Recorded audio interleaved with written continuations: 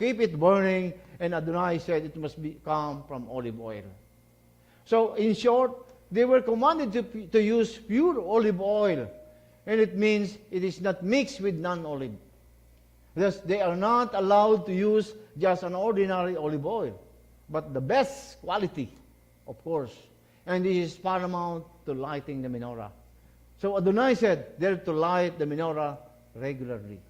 But in other translation, they were to burn the menorah continually. How do I understand the word continually? The Hebrew word for the English word continually is always, or means always or continually is tamid in Hebrew. So the rabbi said the English word continuously is not appropriate. This is not appropriate for translation as an adjective or as an adverb. It doesn't mean continually or always. Rather, it means regularly. So may pagkakaiba niyan. Kahit pa siya ay halos pareho lang ang meaning, pero malaki ang pagkakaiba niyan. Well, in our CJB version, it was translated as daily. Probably this is the best translation. Therefore, verse 3 should be read like this. To cause the lamps to be burned daily. So it is because in the next verse, Adonai said the lamps are to be burned from evening to morning. It's quite different from the previous version like continually or always. So Adonai said they are to keep the menorah burning daily. Or like this. The menorah shall be burned from evening to morning. This is actually good English because it really fits the word daily rather than the word continually. Why? It is because it jives with the other commentaries that says that the menorah should be burned night and day. And the Hebrew word, tamid, means doing in a regular manner.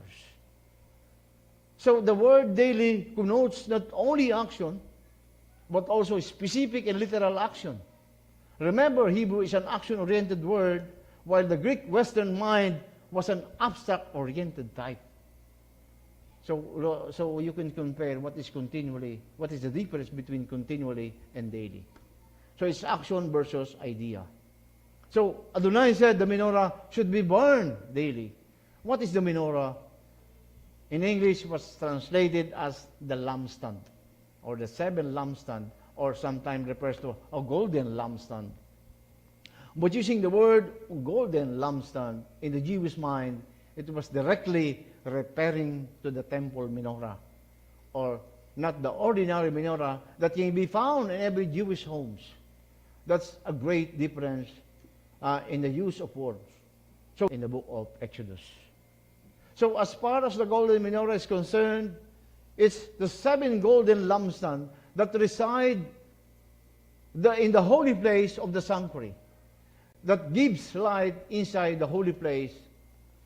It has to be lit daily, signifying that Adonai was the one giving light to all Israel under covering of the covenant. So you remember, they have the covenant. So the menorah is part of the instruction in order to maintain the good standing in.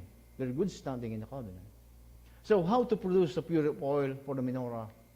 The Hebrew word used to describe in obtaining pure olive oil from the fruits of the olive is called katit.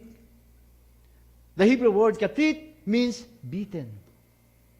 This is necessary in order to separate the oil from its fruits. So in the Jewish tradition, they hit, struck, or beaten the fruits in order to get the oil. And other people were pressing and smashing the olives. It's just the same in order to obtain the oil from the olive seeds. So verse 5 to 9, this is about making the shewbread and the frankincense offering by fire. So you are to take fine flour and use it bake 12 loaves. 1 gallon per loaves. Arrange them in 2 rows. 6 in a rows on the pure table before Adonai. Regularly, every Shabbat, he is to arrange them before Adonai. They are from the people of Israel as a covenant forever. So makikita natin, this shewbread is a covenant forever. Put frankincense, verse 7, put frankincense with its row to be an offering made by fire to Adonai in the place of the bread as a reminder of it. They will belong to Abram and his sons, and they are to eat them in a holy place, because for him they are of the offering for Adonai made by fire, especially holy. This is a permanent law according to Adonai. So, how to make a showbread? So, itong showbread, itong 12 piraso na naroon sa holy place, nakapatong sa table. Okay? So, the showbread is composed of 12 large loaves of bread. Approximately, it was 2 feet square, and the loaves had to be piled up on top of each other. Each loaf contained about 2.5 liters, about 5 pints of semolina flour. So each loaf was to weigh nearly 4 pounds to be placed on the table inside the holy place and arranged in 2 rows. So kung siya ay 12, 6 sa isang row and another 6 row to make it 12. To whom the shewbread intended. Adonai made it clear that this bread is not for him. The bread is reserved for the priest as their portion. Traditionally, the bread is to be replaced by a new one every Shabbat. And the old bread goes to the priest as their portion. And amazingly, this showbread always maintained its quality, even after 1 week had passed. Because it was offered to Adonai, who placed it inside. Isang linggo nang hindi nasisira. Yan ang miracle ng showbread. Okay? Kakainin siya ng high priest during his time, his service, pero hindi nasisira. Na-maintain niya yung good quality nito. Samantalang ang ordinary na tinapay, madaling masira. So, normally the bread can always be found in pagan temples. Regular yan. May mga tinapay din sa pagan temples, like in the Middle Eastern region. But this is not the same as the showbread. Bread in pagan temple was also being practiced in Egypt, where many pagan rites flourish.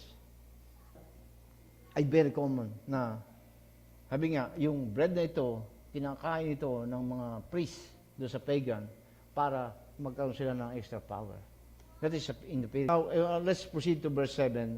Adonai also told to make frankincense. Let us read. Put frankincense with its row to be an offering made by fire to Adonai in the place of the bread as a reminder of it.